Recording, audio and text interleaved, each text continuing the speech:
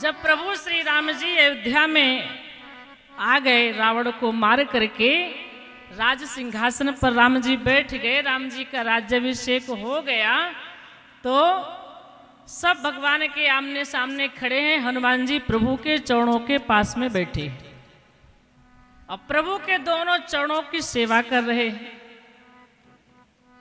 प्रभु श्री राम जी ने जब हनुमान जी को देखा तो देखते देखते राघव को एक बात याद आ गई कि ये हनुमान जो है कोई साधारण सेवक नहीं है। धन हो हनुमान आपको, अगर आप ना होते तो हमें कुछ भी ना मिलता। तो भगवान फिर थोड़ा सा भावुक हो करके हनुमान से कहते, हनुमान मैंने तुमको कुछ दिया नहीं है, इतने बड़े तुम मेरे भक्त हो, मेरे सेवक हो, लेकिन फिर भी मैंने तुम्हें कुछ नहीं दिया और तुम्हारे कारण हम सबको सब कुछ मिल गया। मतलब भगवान ने कहा हनुमान तुम्हारे कारण सुग्रीव जी को किष्किंधा का पद मिल गया, मिला कि नहीं? और हनुमान के कारण विभीषण जी को लंका का पद मिल गया। हनुमान जी ने ही विभीषण जी को प्रेरणा दी तो राम जी के शरण में गए और लंका के राजा बन गए। और हनुमान जी के कारण प्रभु श्री राम जी को भी अयोध्या का पद मिला है।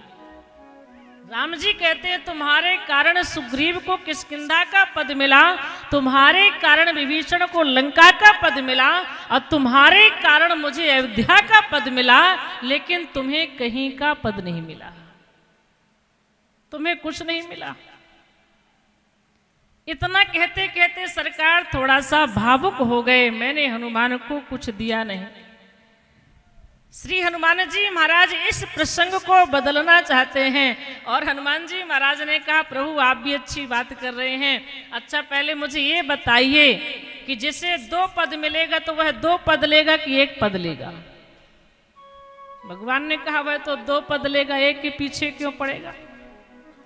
तो हनुमान जी महाराज ने कहा प्रभु सबसे ज्यादा फायदे में मैं हूं। देखिए किष्किंधा का 1 पद सुग्रीव जी को मिला, लंका का 1 पद विभीषण जी को मिला, अयोध्या का 1 पद आपको मिला।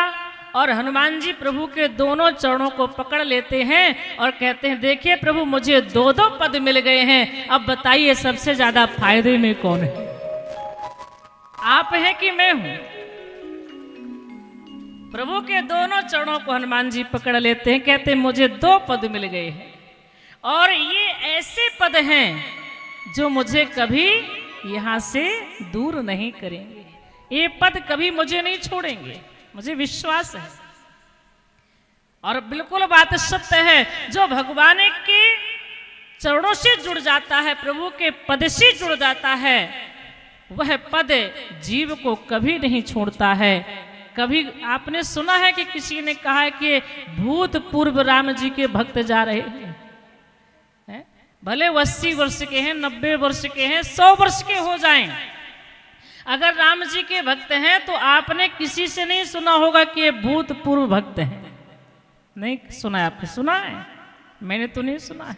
तो भक्त के नाम में कभी भूत नहीं लगता है, क्योंकि भगवान अपने पद से अपने भक्त को कभी अलग नहीं करते हैं। इसलिए अगर हम पद प्राप्त करना चाहते हैं तो इस संसार का नहीं बल्कि भगवान के चरण पद प्राप्त कर लें तो हमारा कल्याण हो जाएगा।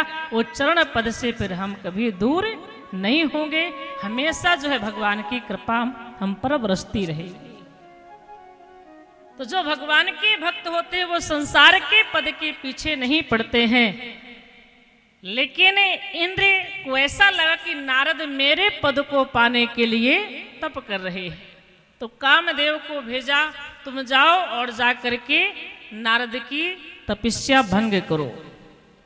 सूख हाड़ लय भाग सठ स्वान रख मृगराज, छीन ले जन जान जड़ तिमि सुर पतहि न लाज। गोस्वामी जी यहाँ पर इंद्र को स्वान कहते हैं। स्वान माने होता है कुत्ता, इंद्र को स्वान कहा गया है। क्यों? क्योंकि इंद्र भगवान के भक्त पर आरोप लगा रहे हैं कि ये मेरे पद को पाना चाहते हैं, इंद्रासन को पाना चाहते हैं। तो गोस्वामी जी महाराज कहते हैं ये तो वैसी ही इंद्र की सोच है जैसे कि श्वान सूखी हड्डी चबा रहा था, उसने सिंह को आते हुए देखा तो वह अपनी हड्डी लेकर भागता है, कहीं सिंह मेरी ये हड्डी मेरे से छीन ना ले। अरे मूर्ख श्वान, तू नहीं जानता है कि सिंह स्वयं शिकार करता है और क्या खाता है क्या पीता है, तू नहीं जानता तेरी सूखी हड्डी सिंह खाएगा। तो इसी तरह से गोस्वामी जी कहते हैं सूख हाड़ लय भाग सठ स्वान नरक मृगराज तिमी सुर पत ही न लाज। ऐसे जो है इंद्र को लज्जा नहीं आ रही है। अरे जो भगवान की परम पद से जुड़ गया है उसे इंद्र का पद कौन सी बड़ी चीज है, वह तो तुच्छ चीज है, उसे क्या प्राप्त करेंगे। लेकिन इंद्र फिर भी कामदेव को भेजता है कि आप नारद की तपस्या भंग करें। कामदेव रंभादिक स्त्रियों को लेकर के वहां पर बड़ी सुंदर सुंदर नारियों को लेकर के कामदेव आया, नाना प्रकार से भाव दिखाया।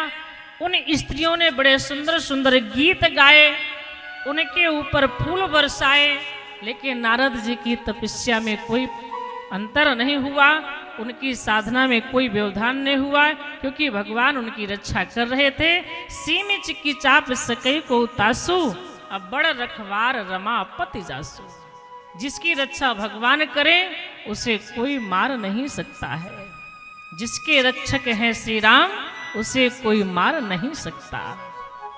जगन्नाथ का भक्त कभी जगत से हार नहीं सकता।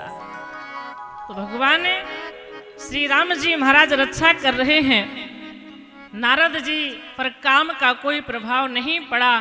फिर कामदेव नारद से क्षमा याचना करके और स्त्रियों को लेकर के अप्सराओं को लेकर के वहां से चला गया और इंद्र से भी कह दिया कि नारद जी इस भाव से तप नहीं कर रहे हैं कि आपका पद उन्हें मिल जाए, आप चिंता ना करिए। और इसके बाद नारद जी फिर वहां से आगे बढ़े। तो अब नारद को थोड़ा सा अभिमान हो गया कि मैंने काम को जीता है। इस अभिमान के कारण उन्होंने अपनी प्रशंसा की और अपनी प्रशंसा सुनने के लिए भगवान शंकर के पास में गए। मैं उनको बताऊंगा कि देखिए केवल आपने ही काम को नहीं जीता, मैंने भी जीत लिया है, क्योंकि भगवान शंकर ने काम को जला दिया था क्रोध करके। तो काम विजेता है महादेव जी। तो नारद जी कहते हैं आप बस काम के विजेता नहीं हैं, मैं भी विजेता हूँ, मैंने भी काम को जीता है। तो यह भाव लेकर के नारद जी भगवान शंकर के पास में पहुंचे और शंकर जी तो बड़े कृपालु दयालु नारद जी को देख करके बड़े खुश हो गए कि आज नारद जैसे संत आ रहे हैं, आज बढ़िया राम कथा सुनाएंगे, आज तो आनंद आ जाएगा। लेकिन नारद जी ने कहा आज राम कथा नहीं कहेंगे, आज नई कथा सुनाएंगे। महादेव जी ने कहा कौन सी नई कथा सुनाएंगे आप? नारद जी ने कहा राम कथा तो पुरानी हो गई है, अब आपको एक नई कथा सुनाएंगे। कौन सी? बोले आपको काम कथा सुनाएंगे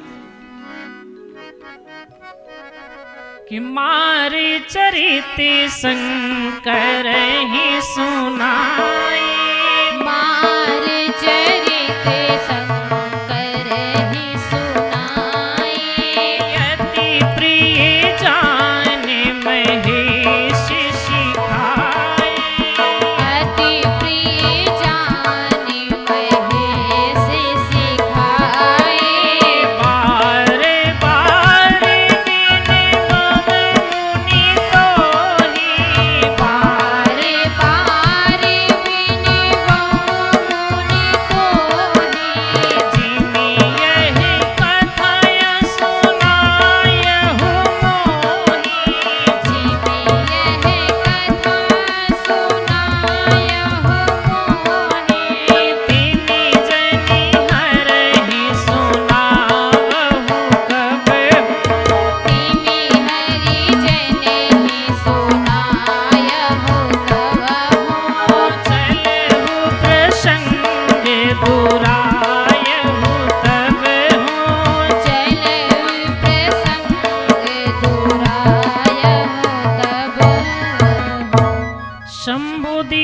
उपदेश हित नहीं नारदहि सुहान भरद्वाज कौतुक सुनहु हरि इच्छा बलवान। नारद जी राम कथा सुनने वाले भगवान शंकर जी को काम कथा सुनाते हैं। अब कथा सुनाने के बाद नारद जी बोले, भोले बाबा बताइए कथा कैसी लगी है, कथा बढ़िया है कि नहीं है। कामदेव आया, बहुत तरह से प्रयास किया, लेकिन वह मेरी समाधि को भंग नहीं कर पाया, मेरे सामने हार गया, हार करके चला गया। अब बताओ कथा कैसी है, अच्छी है कि नहीं है, मैं जीत गया हूं। भगवान शंकर ने कहा कथा कैसी है, अच्छी है कि नहीं है, ये तो हम बाद में बताएंगे, पहले हम आपसे कुछ कहना चाहते हैं। क्या कहना चाहते हैं? महादेव जी ने कहा आपने मुझे सुनाया सो सुनाया, कोई बात नहीं है, लेकिन अब किसी को मत सुनाना ये कथा।